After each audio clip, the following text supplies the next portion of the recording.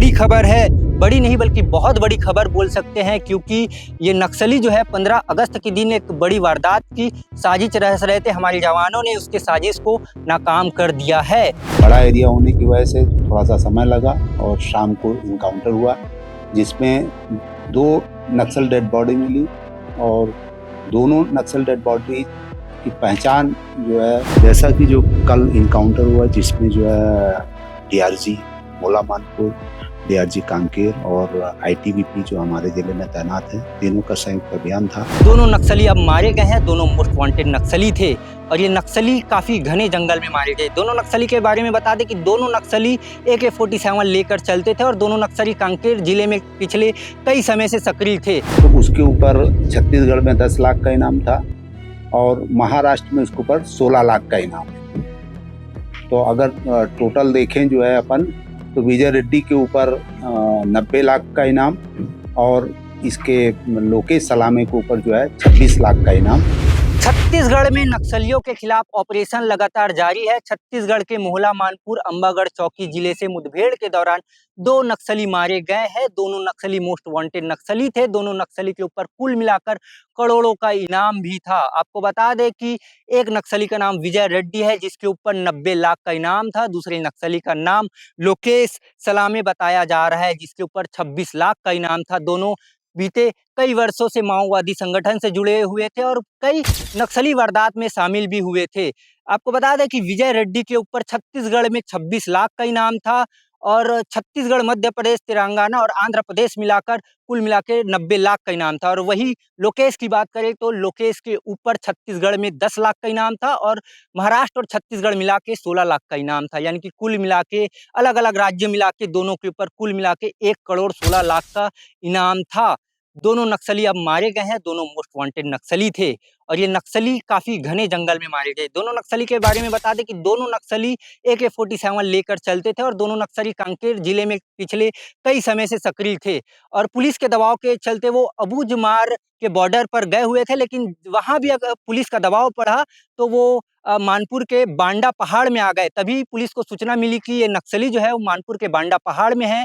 Police मौके पर गई अपने टीम के साथ। डीआरजी और आईटीबीपी के जवान संयुक्त रूप से वहां गए। उस जंगल में, घने जंगल में, बांडा जो पहाड़ है वो काफी घने जंगल के बीच है और पहाड़ काफी बड़ा पहाड़ है। वहां गए, भारी बारिश के बीच 4-5 घंटा ऑपरेशन करने के बाद उनको मार गिराया है। दरअसल हमारी फोर्स को, जो डीआरजी और सीआरपीएफ और लोकल पुलिस जो है, उनको सूचना मिली थी कि ये नक्सली जो है वो 15 अगस्त यानी कि स्वतंत्रता दिवस के दिन बड़े नक्सली वारदात को अंजाम देने वाले हैं। इसकी सूचना पाते ही मौके पर टीम पहुंची और सुबह से पहुंची थी और 4-5 घंटे के ऑपरेशन के बाद उन्हें देखी और उन्हें देखने के बाद नक्सली की जब नजर उन पर पड़ी तो नक्सली उनके ऊपर फायरिंग करने लगे और जवाबी फायरिंग करते हुए हमारे जवानों ने दोनों नक्सली को ढेर कर दिया है। बाकी नक्सली तो वहां से भाग निकले, लेकिन मोस्ट वांटेड नक्सली वहां पे मारे गए हैं। ये बड़ी खबर है, बड़ी नहीं बल्कि बहुत बड़ी खबर बोल सकते हैं, क्योंकि ये नक्सली जो है 15 अगस्त के दिन एक बड़ी वारदात की साजिश रच रहे थे। हमारे जवानों ने उसके साजिश को नाकाम कर दिया है।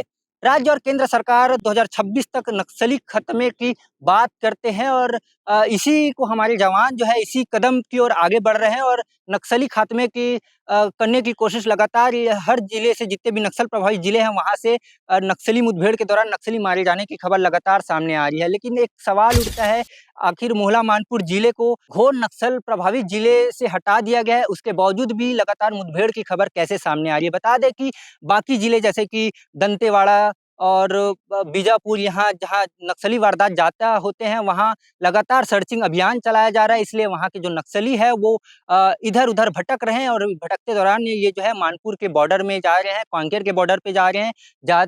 जाने के बाद पुलिस को लगातार सूचना मिली है कि वो बॉर्डर पे हैं, इसलिए पुलिस लगातार अपना अभियान तेज कर रही है ताकि 2026 तक इस नक्सली छत्तीसगढ़ में जितने भी नक्सली है, नक्सलवाद को खत्म किया जा सके। आपको बता दें कि उनके पास से कई सामान बरामद हुए हैं, जैसे कि INSAS rifle, 303 rifle, cordex wire, walkie-talkie, कपड़े, दवाइयाँ एवं जितने भी दैनिक उपयोगी सामग्री है वो उनके पास से बरामद भी हुए हैं। और ये दोनों नक्सली है वो काफ़ी मोस्ट वांटेड नक्सली है, जैसे हमने पहले भी बताया है।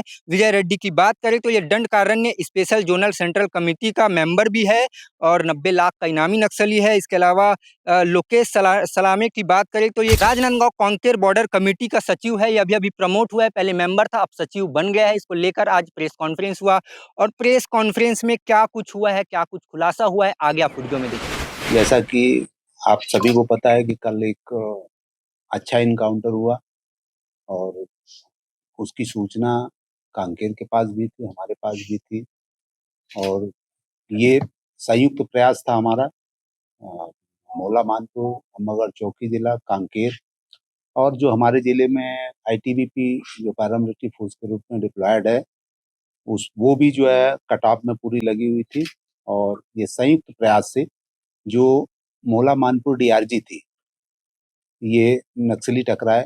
हमारे पास जो सूचना थी कि जो नक्सलियों की उपस्थिति है बंडा पहाड़ एरिया में और पूरा हम लोगों ने सुबह से वो घेर कर रखा था क्योंकि बड़ा एरिया होने की वजह से थोड़ा सा समय लगा और शाम को इनकाउंटर हुआ जिसमें 2 नक्सल डेड बॉडी मिली और दोनों नक्सल डेड बॉडी की पहचान जो है जो इस क्षेत्र में सक्रिय बहुत सालों से सक्रिय है विजय रेड्डी जिसका रैंक जो है अगर नक्सल प्रोफाइल में देखें तो DKZCM है, दंड कारण स्पेशल जोनल कमेटी मेंबर और लोकेश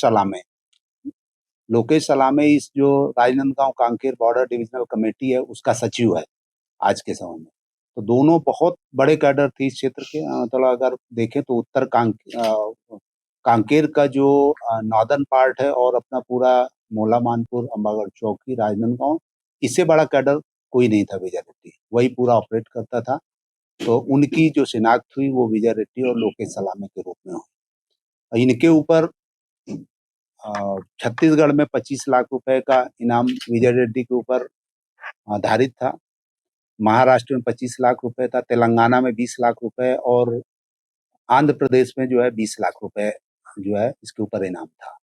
लोकेश सलामे के ऊपर जो है चूंकि वो आरकेबी डिवीजन का जो है सेक्रेटरी था, अभी उसको प्रमोट करके सचिव बनाए थे एरिया कमेटी का राजनांदगांव कांकेर जो बॉर्डर डिविजनल कमेटी है, तो उसके ऊपर छत्तीसगढ़ में 10 लाख का इनाम था और महाराष्ट्र में उसके ऊपर 16 लाख का इनाम है। तो अगर टोटल देखें जो है अपन तो विजय रेड्डी के ऊपर 90 लाख का इनाम और इसके लोकेश सलामे के ऊपर जो है 26 लाख का इनाम धारित है। ये दोनों जो नक्सली मारे गए जो इनकाउंटर में। और कोई आप लोगों को कोई चीज जो पूछना लगभग हमारे पास तो सूचना जो है औंधी एरिया कमेटी औंधी और मौला संयुक्त एरिया कमेटी और इसकी विजय रेड्डी और लोकेश सलामे और इनके सब के होने की सूचना थी। उसमें जो है डेड बॉडी के अलावा जो है हथियार, एम्यूनिशन और इनका जो दैनिक उपभोग का सामान है वो बरामद हुआ। सर एक बड़ी सफलता मिली है मौला मानपुर पुलिस को, बड़े कैडर के नक्सली इनामी नक्सली एनकाउंटर में, बताइए सच। बहुत दिनों से हम लोग ये बड़े कैडर्स के पीछे लगे हुए थे, या तो ये सरेंडर कर दें या फिर जो है किसी भी तरह इनकाउंटर में मारे जाए। जैसा कि जो कल इनकाउंटर हुआ जिसमें जो है डीआरजी मौला मानपुर, डीआरजी कांकेर और आईटीबीपी जो हमारे जिले में तैनात है, तीनों का संयुक्त अभियान था। उस अभियान में जो है डीआरजी मानपुर मौला अम्बागढ़ चौकी के साथ में जो है नक्सलियों की मुठभेड़ हुई और जो 200 नक्सलियों के बरामद किए गए उसमें 100 की पहचान जो है विजय रेड्डी जो DKZC सदस्य था और लोकेश सलामे जो Rajnandgaon Kanker border division committee का सचिव था के रूप में हुई है। विजय रेड्डी के ऊपर छत्तीसगढ़, महाराष्ट्र, आंध्र प्रदेश और तेलंगाना कुल 4 स्टेट को मिलाकर 90 लाख रुपए का जो है इनाम घोषित था और लोकेश सलामे के ऊपर छत्तीसगढ़ और महाराष्ट्र दोनों को मिलाकर कुल 26 लाख रुपए का इनाम घोषित था। मुठभेड़ स्थल से जो है एक इंसास और एक जो है 303 राइफल, हथियार, एम्यूनिशन और दैनिक उपभोग का सामान जो है बरामद।